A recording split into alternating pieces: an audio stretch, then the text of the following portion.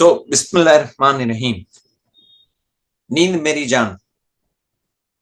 I think we are all aware that in the pandemic we suffered a lot because of a lot of problems. But one of the main issues that came up in the pandemic was sleep.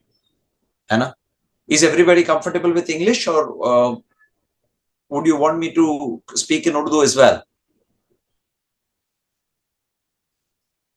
Inshallah, English. So, why is sleep necessary? So, we all know that sleep is a time when the brain cleans itself of toxins, है ना. पूरे दिन की थकान जो कचरा जम जाता है तो वो नींद में ब्रेन में से साफ होता है. Second is of course physical restoration at cellular level. People who stay in Bombay are aware of BMC, Bombay Municipal Corporation. ठीक वैसा ही हमारी बॉडी में होता है बॉडी म्यूनिसिपल कॉर्पोरेशन, जो रात को काम करता है जब हम सो रहे होते हैं, and that helps you be at your best during the day so that all your systems can function at their best. Third is information processing and memorizing happens during the sleep. So whatever you have acquired, whatever sensory information that has gone into your system, whatever you have read, whatever you have seen, whatever you have heard, it gets reorganized in your brain as you sleep in the night.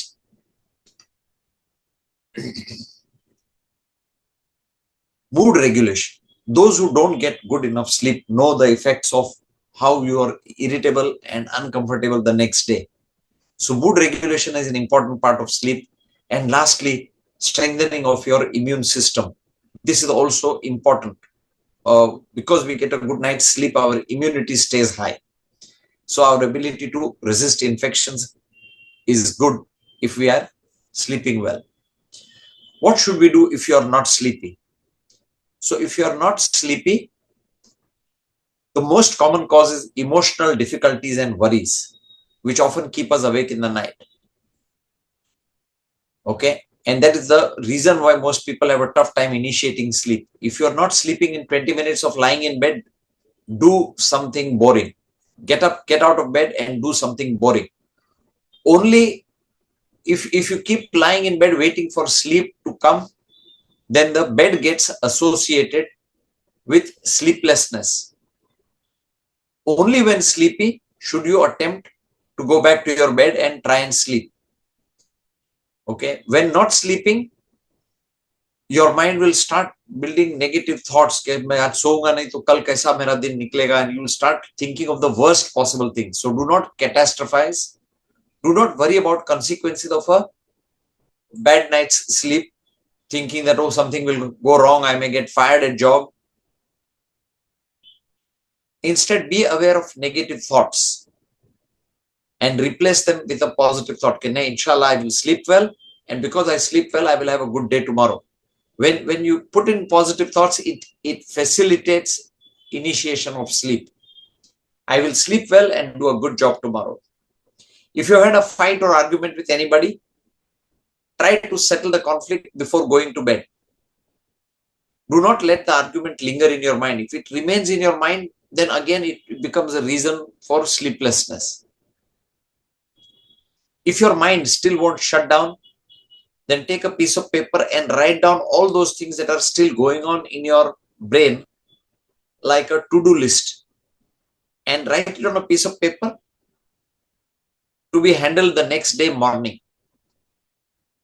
So you know what needs to be done first thing when you get up in the morning, and you don't keep awake all night worrying about what you need to do. When you put the list, when you stick that list on the bathroom mirror, you know the next day morning, as soon as you get up, the first thing you need to do is take a look at your list and tackle those issues that are keeping you awake.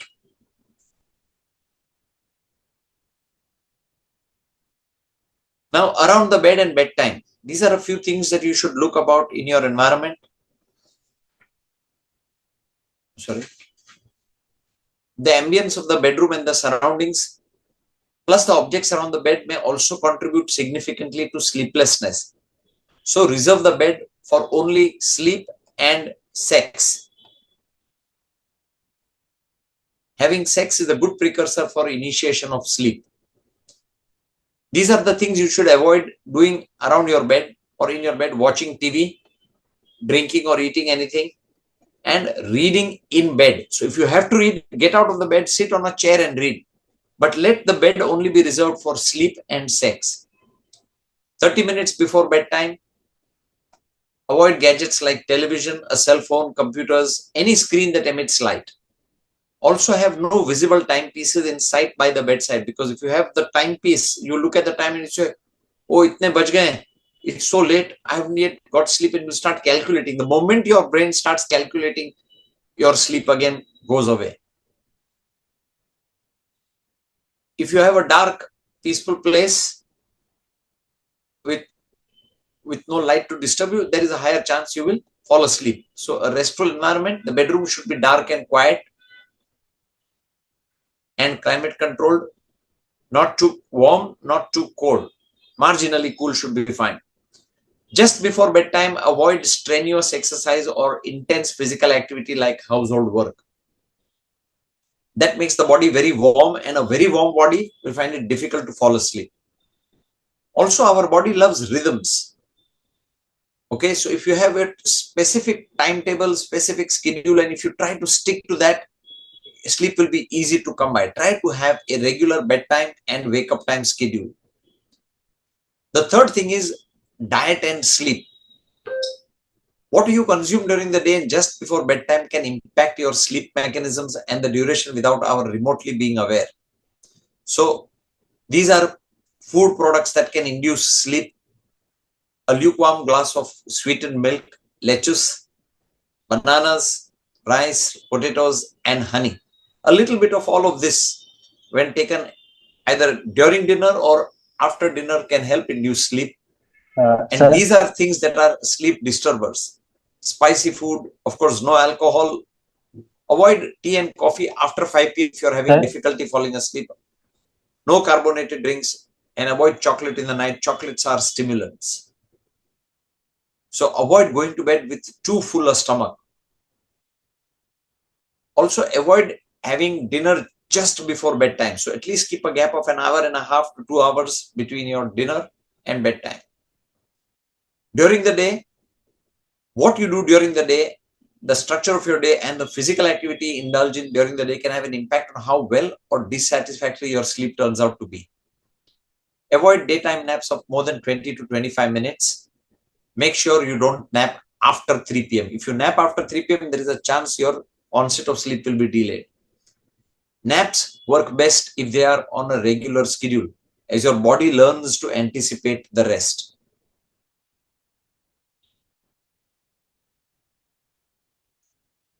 Avoid use of any nicotine products like smoking after 5 p.m.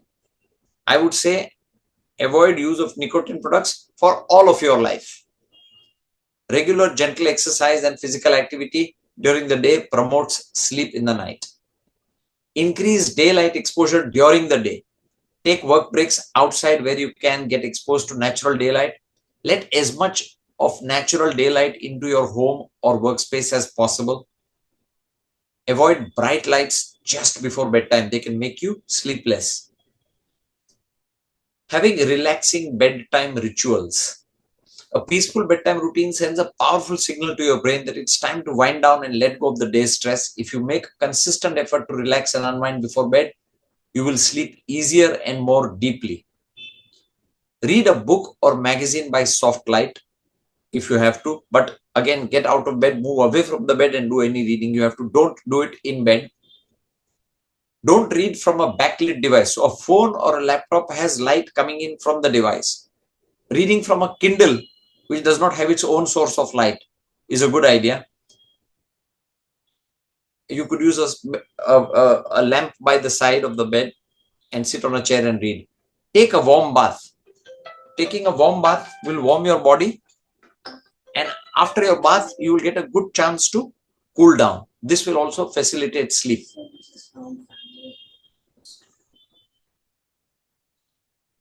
Hello. Hello, mix है उर्दू और अच्छा, ठीक है, okay.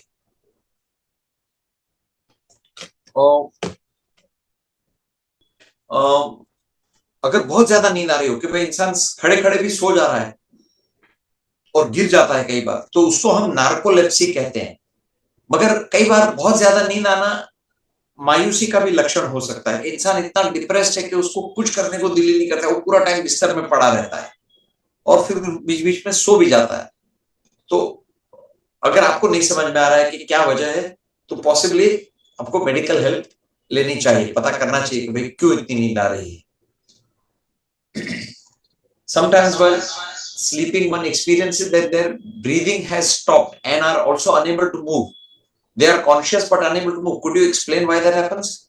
तो ये कभी कभी कुछ लोगों को ऑब्स्ट्रक्टिव स्लीप एपनिया ऐसी एक मेडिकल कंडीशन है जिसमें इंसान को स्लीप पैरालिसिस के जैसा लगता है, सांस लेने में दिक्कत होती है और उसकी वजह से कई बार नींद खुल भी जाती है ना।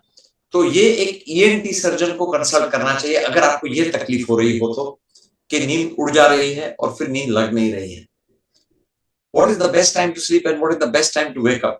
Best time to wake up तो इजी आंसर है, फजर के पहले, है ना। बेस्ट टाइम टू स्लीप ईशा के बाद। अगर आपको 9 से 10 घंटे नींद मिलती है, अल्हम्दुलिल्लाह आप अच्छा सो रहे हो, है ना। अगर आप 8 घंटे भी सो रहे हो तो अच्छा है। मगर मैं देखता हूं कि कई बार लोग यंगस्टर्स जो है वो अक्सर लेट रात तक कुछ ना कुछ दोस्तों के साथ या फोन पर या चैट रील्स देख रहे होते कुछ भी, तो वो अब जानबूझ करके लेट रात तक जागते हैं और फिर सुबह भी उठने में लेट करते हैं। ये ना करें। एक पहचान वाला है, वो मैं उसको जानता हूं, वो मुझे नहीं जानता, उसका नाम है बिल गेट्स। उस आदमी के पास दुनिया की दौलत है, मगर जब उसके वालिद साहब बीमार पड़े और उसे मालूम पड़ा कि उसके वालिद साहब को डिमेंशिया हो गया। डिमेंशिया यानी उम्र बढ़ने के हिसाब से जो बीमारी होती है जिसमें इंसान भूलने लग जाता है और जिसको लोग बोलते हैं सटिया गया है। तो वो जब वो हालात हुए उसके वालिद के, उसके पास दुनिया की क्या कमी है, वो प्लेन में बिठा करके जहां चाहे वालिद साहब को ले जा सकता है, मगर वो कुछ नहीं कर पाया। वो सामने एक कुर्सी पर बैठा रहा और उसके वालिद साहब को देखता रहा बिगड़ते हुए, उनकी कैफियत को बिगड़ते हुए। तो उसने बहुत रिसर्च किया, बहुत खुद ने बहुत तालीम हासिल की, बहुत पढ़ाई की, और एक मोटी बात उसने फिर दुनिया को बताई कि भाई सबसे बड़ी बात है कि आपकी रात की नींद सही टाइम पर सही समय के लिए मिलना जरूरी है, सही वक्त के लिए सोना जरूरी है। और ये अगर आप करते हैं तो आप डिमेंशिया से अपने आप को प्रोटेक्ट करने का आपका बेस्ट चांस है। तो मैं बहुत सारे जवान लोगों को मिलता हूं जो बोलता है अरे सर मैं तो 4 घंटे सोता हूं और मेरे लिए काफी होती है। ये गलत है। अल्लाह ने अगर हमारे लिए रात बनाई है ना, यौम और लैल, जो मैं थोड़ा बहुत समझता हूं, तो ये दोनों चीजों का अपना एक एक मकसद है। मैं अभी शायद सूरत नमल अन-नमल में हूं, उसके पहले वाली सूरत में इसका जिक्र किया गया है, मुझे नाम याद नहीं आ रहा है सूरत का। तो क्लियर है कि अल्लाह ने आपके लिए रात बनाई है सोने के लिए, है ना। हमें उसका पूरा अपने लिए खुद का फायदा उठाना चाहिए। How to fix your sleep schedule. तो भाई आपका स्लीप शेड्यूल आप देखें, आपका क्या रूटीन है। कोशिश ये करें कि 8.5 से 9 घंटा सोएं, है ना। मैं इस बात को कितनी भी बार एम्फेसाइज करूं कम होगा। Is it very necessary to take 7 hours of sleep daily और इट में डिफर। तो 7 घंटे थोड़े कम हो जाते हैं। मैं तो कहूंगा कि 8 घंटे लें अगर आपको डिमेंशिया से अपने आप को बचाना है। तो ये हमारे पास साइंटिफिक प्रूफ है कि भाई ये चीजें लिंक्ड है ना। बड़ी उम्र की जो ब्रेन की जो डिजेनरेशन होना शुरू होता है, उससे बचने के लिए रात की नींद आपका सबसे बड़ा प्रोटेक्शन है। इस्लाम से रूह कब्ज होता है नींद में और सुबह उठते, that's blessing. So if someone has fears of their past and not able to sleep due to fear of whether we will wake up or not and fear of nightmares, तो मेडिकल साइंस नाइटमेयर्स को अभी पूरी तरह से समझ नहीं पाया है। मेडिकल साइंस ये कहता है कि भाई आप रात को नींद में ख्वाब में क्या देखते हो, ये आपके ब्रेन की क्रिएटिविटी, उसकी फ्री आर्टिस्ट्री के ऊपर है। तो आप ये फिक्र ना करें कि मुझे ऐसे सपने क्यों आते हैं। सपनों में कुछ भी देख सकते हैं आप। जब दूसरे दिन सुबह उठे और वो सपने अगर याद रह जाएं, तो मेरे तो ये वर्ड्स होते हैं, अल्हम्दुलिल्लाह, क्या क्रिएटिविटी दी अल्लाह ने, कि नींद में भी मैं इतने इतने ऐसे ऐसे पिक्चर देख पाता हूँ, मैं ऐसी ऐसी पेंटिंग कर पाता हूँ। वो सब फिक्र करने वाले मसले नहीं है। जब हम फिक्र करते हैं तो हम हमारे लिए प्रॉब्लम खड़ी करते हैं। अगर हम फिक्र ना करें कि हमने ख्वाब में क्या देखा। अच्छा, मैं एक ऐसे शख्स को भी जानता हूं जो नींद की तावील बराबर से परफेक्टली बता सकते हैं, मगर वो क्या है कि वो अब यहां नहीं रहे। मैं यूसुफ नबी का जिक्र कर रहा हूं, उन्हें मालूम था, बाकी किसी को नहीं मालूम है। वो एक वाहिद उनका मेरे को उनका याद आता है। Is taking ayurvedic tablets like Sunidra safe to take?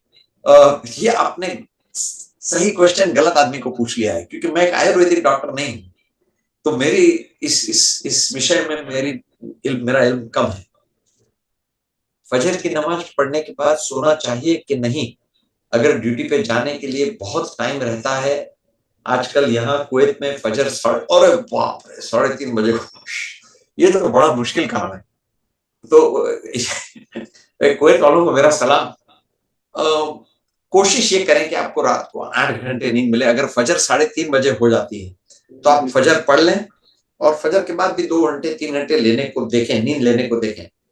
और बेस्ट अगर आप मुझे पूछे तो होगा कंटिन्यूअस 8 आवर्स ऑफ स्लीप। मगर अगर कोई चारा नहीं है और इतना जल्दी उठना ही पड़ रहा है, तो फिर वो भले ब्रेक करके भी बाद में कंटिन्यू करें। मगर मेडिकली अगर आप मेरी राय मानते हैं तो मैं कहूंगा कि best would be continuous 8 to 9, एक सभी एक जैसी 8 से 9 घंटों की नींद।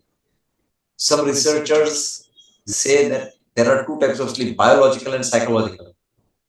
ये रिसर्च वालों को भी ना चैन नहीं है, सब चीजों को अलग अलग बांटते रहते हैं। नींद नींद है यार, वो बायोलॉजिकल नींद में ही साइकोलॉजिकल नींद है, और साइकोलॉजिकल नींद बायोलॉजिकल है। मतलब ये क्या, उनको कुछ ना कुछ करने को चाहिए रिसर्चर्स को, विचारों।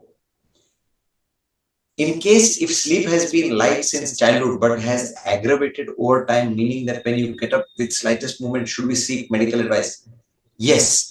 अगर आपकी नींद पूरी नहीं हो रही है, अगर आप उठ रहे हो और थकान महसूस कर रहे हो, या चिड़चिड़े रह रहे हो, या काम करने में फोकस नहीं लग रहा है दूसरे दिन, या दिन में सुस्ती आ रही है, फिर आपको मदद लेनी चाहिए। Then you should seek medical advice. तो मैं खाली छोटा सा जिक्र ये कर रहा हूं कि मैं जिंदगी भर 6 घंटे नींद पे खुश रहा, 5-6 घंटे। फिर पैंडेमिक आ गया, है ना, चाइना वालों की मेहरबानी। तो पैंडेमिक के बाद क्या किया, उस दौरान मेरे घर पे कुछ काम भी चल रहा था और वो काम अटक गया, तो घर भी टूटा हुआ था, हम लोग एक ही कमरे में थे सब जन। तो मैं जिंदगी में पहली बार 9 घंटे की नींद लेके उठा हूं। क्या मजा आ गया। मतलब 9 घंटे की नींद के बाद तो वैसा लगे लाओ क्या सारे काम करने में कर लूं, सारे काम कर लूं। तो मैंने लालच करके वो रूटीन कंटिन्यू किया, कितने दिनों तक कंटिन्यू। और मैंने पाया कि 2-3 फायदे हुए। सबसे पहला तो मैं फ्रेश उठता था, फ्रेश फील करता था, एनर्जी रहती थी। दूसरा, जो वर्षों से मैं ट्राई कर रहा था वेट लूज करने के लिए, मैं वेट लूज कर पाया। आप लोगों को यकीन नहीं होगा, मैंने 15 से 16 किलो वजन कम किया, और ये good sleep and drinking a lot of water, है ना। हमने कैलोरी काउंटिंग भी की, हमने खाने में कितना लेते हैं, क्या लेते हैं, वो सबका हिसाब भी रखा। एक एक चीज माप तोल करके खाते थे। मंडे टू सैटरडे, संडे के दिन में वापस बोरी बन जाता, है ना, जो दिखता था खा लेता था। मगर मंडे टू सैटरडे में अपने आप को बहुत संभालता था। Sir, I am using Zolfresh 10 milligrams since many years. I feel better in the morning. This is fine. Will have no long-term side effects. देखो, नींद एक नेमत है। अगर किसी एक दवाई से आपको नींद आ रही है तो उससे डरे ना। ज़ोलफ्रेश हो या कोई भी दूसरी दवाई हो जिससे आपको नींद आती हो, ये सेफ है इस कंडीशन पे कि आप उसको अब्यूज ना करें। आप 1 की 2 की 3 ना करें। एक लिखी गई है, एक लें। अगर कोई परेशानी हो तो वापस आपके डॉक्टर को कंसल्ट करें कि भाई डॉक्टर साहब, मैं ये ले रहा हूं, मुझे ये चेंज हुआ है, मैं क्या करूं। If a person is having depression and that person is having medicine and feeling sleepy, so of course they should sleep in the night. But if they are feeling too sleepy in the day also, अगर उनको दिन में भी बहुत ज्यादा सुस्ती रह रही है डिप्रेशन के इलाज के बावजूद, तो प्लीज आपके डॉक्टर को कंसल्ट करें, उन्हें कहें कि आपको दिन की सुस्ती कम करनी है, डॉक्टर अपनी दवाइयों में थोड़ा एडजस्टमेंट कर देंगे। क्या औरत और मर्द के लिए स्लीपिंग आवर्स मुख्तलिफ होते हैं? ओए, अल्लाह ताला ने सेम बॉडी दी है, सो बाबा 8-9 घंटे सो, है ना। ये भेदभाव मत करो। Urine causes multiple breaks, any advice to manage this? तो देखो, कभी कभी कभी कुछ मेडिकल मसले होते हैं, जैसे डायबिटीज है ना। कुछ लोगों को कुछ दवाइयां चालू होती है जिसके हिसाब से भी उनको ज्यादा पेशाब आती है और रात को भी उठना पड़ता है, खास करके बड़ी उम्र के लोगों के लिए। तो नींद लेना, कोई नींद में से उठ के अगर वापस नींद लग जाती है तो कोई दिक्कत नहीं है। मगर अगर फिर नींद लगने में तकलीफ हो रही है या फिर कितने घंटे तक वेट करना पड़ता है फिर नींद आ, तो फिर आपको मेडिकल ट्रीटमेंट की जरूरत है, मदद लेने की जरूरत है। How do you differentiate between poor sleep hygiene and an actual sleep disorder like insomnia or sleep apnea? तो sleep hygiene is a method to get better sleep. बेहतर नींद के लिए जो करना चाहिए उसे स्लीप हाइजीन कहते हैं, है ना। इंसोम्निया एक मेडिकल कंडीशन है या एक लक्षण है, एक सिम्टम है कि जिसको नींद नहीं आ रही हो, जिसको नींद लगने में मुश्किल हो रही हो, उसे हम इंसोम्निया कहते हैं। और स्लीप एपनिया वो कंडीशन है जिसमें खास करके जिनकी बॉडी बड़ी होती है, जिनका गला थोड़ा छोटा होता है, उनकी जुबान जब पीछे पड़ जाती है तो हवा को जाने के लिए पैसेज नहीं रहता और खर्राटे लेते हैं, स्नोर करते हैं, और फिर रात में बीच बीच में मल्टीपल टाइम्स उनकी नींद खुलती रहती है। इसे स्लीप एपनिया कहते हैं। हम लोग इतने साल से इसको इग्नोर करते थे, मगर अब नया रिसर्च हमें बता रहा है कि स्लीप एपनिया अगर आपको है, ऑब्स्ट्रक्टिव स्लीप एपनिया है या स्लीप एपनिया है, तो आपको मदद लेनी चाहिए, स्लीप असेसमेंट करानी चाहिए और ईएनटी सर्जन की मदद लेकर के अगर वो रेमेडिफाई मॉडिफाई हो सकता है। अगर आप कुछ वजन भी कम कर सकते हो वो भी बहुत बेहतर होगा, क्योंकि स्लीप एपनिया आपकी बॉडी को अलग अलग बीमारियों के लिए प्रीडिस्पोज करती है। If due to stress and overthinking I can't get sound sleep, then figure out जिनको स्ट्रेस और ओवर थिंकिंग है तो भाई फिगर आउट कि आपके स्ट्रेस के बारे में आपको करना क्या है ना। अगर खुद से ना कर सको तो किसी काउंसलर की मदद लो। ओके, मैं एक बहुत अच्छा काउंसलिंग सेंटर जानता हूँ, ये फैमिली फर्स्ट के नाम से। वहां पर कुछ काउंसलर्स हैं, उनकी मदद लीजिए आप। मेरे 2 बच्चे हैं, 7 साल 6 साल, उनको डेली कितने घंटे की नींद। बच्चों के लिए नींद का प्रमाण थोड़ा ज्यादा होता है, वो 8 से 10 घंटे भी सोए तो कोई दिक्कत नहीं है ना। जैसे बच्चे बड़े होते जाते हैं उनकी नींद की रिक्वायरमेंट हल्की हल्की कम होती जाती है। बाय एडल्टहुड 8 घंटे। Many times I wake up at 3 a.m. After that, can't fall asleep. Again, my alarm rings at 5 a.m. as I have to report at my job at 7 a.m. What to do to get continuous sleep for at least 5 hours without break? तो हमने जो discuss किया है sleep hygiene को, उसको follow करें, उससे भी इंशाल्लाह थोड़ा फर्क पड़ सकता है आपके स्लीप के रूटीन में। Salam, in the UK, we recommend to our patients that they use reading to help them sleep. However, your recommendations linked to sleep association with the bed is different. So I am saying that don't read in the bed. Get out of the bed, sit on a chair and read if you have to. Only when you feel sleepy, close your book, put it aside and then return to the bed. You don't want your brain to associate your bed with sleeplessness. हमारे उस्ताद ने बुखारी के दर्स में बताया था कि 9 बजे से 12 बजे तक की नींद 1 घंटा 3 घंटे के बराबर, 12 से 3 बजे तक 1 घंटा 2 घंटे के बराबर, और 3 से 6 बजे तक की नींद 1 घंटा, फिर काउंटडाउन शुरू। इसका कोई सिग्निफिकेंटली पॉइंट देखो उस्ताद ने बताया है तो ये उस्ताद ही बेहतर समझा सकते हैं।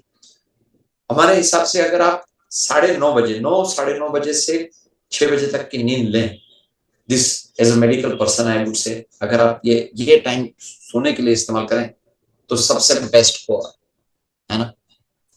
उससे लेट करेंगे तो फजर जाएगी। After vertigo problem, I am not able to sleep from last 2 months. तो please please consult your ENT again, पहले तो कि वर्टिगो का ट्रीटमेंट कैसे चल रहा है। अगर वो कुछ दवाई दे देते हैं और उससे नींद बेहतर होती है तो अच्छी बात है, नहीं तो किसी एमडी फिजिशियन या किसी साइकाट्रिस्ट को जरूर बताएं, वो हो सकता है कुछ दवाई दे सकें। How is it practically possible to get 8 hours of sleep when Fajr starts at 4:50 a.m.? Even a short Tahajjud prayer will require waking up at 4:30 a.m. Is it practical to plan sleeping at 9 p.m.? Is it practical is up to you. ये जो question है, is it practical? That is how you decide you want to live your life. If I want to learn a new skill or if I want to decide to sleep early, if it's going to benefit me, I will do everything because it's benefiting me. So that is a personal choice. If I keep making my environment and the other people in the family and the other things important, then of course it's not practical. It's up to me. मैंने तय किया है कि मुझे फला चीज से परहेजी करनी है, मुझे ये चीज नहीं, मैं नहीं करूँ, है ना? We need sleep before gym or after gym. So ideally, before sleeping, you should not go to the gym. The best time to go to the gym is after you get up in the morning or during the midday. But gymming just before sleeping is never recommended. And I know gyms are making a good amount of money by keeping awake till late in the nights because some people have work hours that allow them to only go to the gym in the nights. Body point of view, I would not recommend it. Okay, for the past 2 years, my sleep hours have been changed, even though I know it is not sufficient for good for my health, but unfortunately, I'm not able to get back on my 7 to 8 hours of sleep. Now only 4.5 hours my sleep cycle is completed, and after that I can't sleep no matter what I try. What should be done? Mohammad भाई, आपके सवाल के लिए मैं recommend करूंगा कि आप please किसी मेंटल हेल्थ प्रोफेशनल को कंसल्ट करें, किसी साइकोलॉजिस्ट को ही कंसल्ट करें पहले। हो सकता है कि कोई ऐसी ज़हनी तकलीफ हो या कुछ ऐसी बात हो जो जिसकी वजह से आपकी नींद कम हो गई है, जो आप कॉन्शियसली डिटेक्ट नहीं कर पा रहे हो। They may be able to help you. नींद ज्यादा आती है तो क्या करें? मेरी नींद 8 से 9 घंटे है, कभी कभी 10 घंटे के बाद भी नींद आती है। और एक मुमकिन यह है कि आपकी नींद में बीच में आप उठ रहे हो। मैं आपको जानता नहीं हूँ, मुफ्ती साहब नासिक से, मुफ्ती अब्दुल्ला साहब, मुमकिन है कि आपकी नींद बीच बीच में खुल रही हो जिसकी वजह से उठ जाने के बाद भी आपको नींद लग रही है ना? तो ये आपको देखना होगा। किसी ईएनटी सर्जन से स्लीप असेसमेंट कराएं। अगर आपको 10 घंटे से ज्यादा नींद आ रही है उसके बाद भी, तो या तो आपकी रात की नींद पूरी नहीं हो रही है या तो कुछ और तकलीफ है। Sir, if a psychiatrist prescribe for depression patient to eat regular medicine life time, ये है ना, लाइफ टाइम वर्ड मेरे को जरा कम समझ में आता है, क्योंकि कोई भी डॉक्टर, चाहे मैं हूं, मैं भी साइकियाट्रिस्ट हूं, मैं कैसे किसी के लाइफ टाइम की बात कर सकता हूँ? मेरा रब अगर सुन लेगा तो मेरी क्या बैंड बजेगी मालूम। तो मैं पेशेंट को, अब जो पेशेंट मेरे सामने बैठा है उसको मैं आज मदद कर सकता हूँ, कोशिश कर सकता हूँ मदद करने वाला रब है। तो मैं लाइफ टाइम की बात नहीं करता हूँ, मगर मैं ये जरूर कहता हूँ मेरे मरीजों को कि आपको लंबे अरसे इलाज करना पड़ सकता है। It may take more than a few years. Life time की बातें किसी के लिए भी, किसी को भी करना मेरे हिसाब से सही नहीं है। और डॉक्टर लोग पेशेंट को ज्यादा एक्सप्लेन नहीं करना पड़े तो कह देते हैं हाँ, you have to take it life time. हमें इलाज के ड्यूरेशन से प्रॉब्लम नहीं होना चाहिए कि कितना वक्त इलाज चलेगा, हमें कितना फायदा होता है वो कंसर्न होना चाहिए कि भाई मैं इलाज करूं, मेरे इलाज को अगर लंबा समय भी चले लगे तो कोई दिक्कत नहीं, जहां तक कि मुझे अच्छा रहना है, मैं अच्छा रहा हूं, ये इंपॉर्टेंट। अब ये ड्यूरेशन ऑफ ट्रीटमेंट को हम लोग क्यों मुद्दा बनाते हैं, ये मेरी समझ के बाहर। Does menopause affect sleep cycle age 48? जी, मेनोपॉज में भी बिकॉज ऑफ बहुत सारे इमोशनल और हार्मोनल चेंजेस होते हैं, तो मेनोपॉज में भी स्लीप कैन गेट डिस्टर्ब। आपके गायनेक से बात करें, कई बार वो कुछ चेंज करके आपकी दवाइयां दे सके, आपको कुछ सजेस्ट कर सके जिससे आपकी नींद बेहतर हो सके। Thank you very much. मैं थोड़ा थक सा भी गया हूँ क्योंकि मैं अभी एक पूरा दिन कॉन्फ्रेंस में निकाल करके आ रहा हूँ। मैं माफी चाहता हूँ, बट आई कोशिश की मैंने जस्टिस करने की। जज़ाकल्लाह खैर। हेलो जी, अस्सलाम हाँ, मैं वालेकुम। सुन पा रहा हूँ। वालेकुम जी, अस्सलाम। जी, जी, बहुत शुक्रिया आपका, जज़ाकल्लाह। बहुत इम्पोर्टेंट टॉपिक था और हमारी टीम ने मतलब ये कि उम्मीद तो बहुत ज़्यादा थी, लेकिन थोड़ी देर से इसका वो हुआ और इंशाल्लाह इसको हम जो है रिकॉर्डेड सेशन वो भी हैं, वो सारे पार्टिसिपेंट के साथ शेयर करेंगे। ये बहुत ही इस तरह का टॉपिक है जो एवरी सेकंड पर्सन की रिक्वायर्ड नीड है। तो इंशाल्लाह इस तरह के हम आपके और भी बहुत सारे हम मुझे पता था आप जो है फुल डे वर्कशॉप में से मैं पूछा भी था, लेकिन है आपकी हिम्मत है माशाल्लाह आपने हमारा। नहीं, नहीं। तो आज मैं आज गया था, वहाँ हमारे फैमिली फर्स्ट के भी लोग आए थे। जी, जी, जी, बिल्कुल। जी, हमारी टीम थी वहाँ पर। तो बहुत-बहुत शुक्रिया, जज़ाकल्लाह खैर। इंशाल्लाह हम थैंक जो यू। है इस तरह आपसे फ़ायदा उठाते रहेंगे। जी, आपका वो जो टॉपिक है brain of man and woman माशाल्लाह वो बहुत अच्छा लोगों को एक्सप्लेन करता है कि किस तरीके से हमारा आइडियल लाइफ जो है बहुत अच्छे से और बहुत बैलेंस के साथ चलें। डॉक्टर हुज़ैफ़ा साहब सीनियर सेक्रेटरीज़ हैं, तो आप हज़रात जो है आपको फैमिली फर्स्ट की भी डिटेल दी गई है और डॉक्टर हुज़ैफ़ा साहब की जो है पूरी तफ़सीलात हैं। तो मज़ीद अगर कोई ज़रूरत हो तो आप ज़रूर इस सिलसिले में राब्ता करें। थैंक्स अ लॉट, जज़ाकल्लाह खैर डॉक्टर साहब। इंशाअल्लाह फिर जो है हम आपसे मिलेंगे। अस्सलाम अल्लाह वालेकुम व हाफ़िज़। रहमतुल्लाह। फ़ी अमान।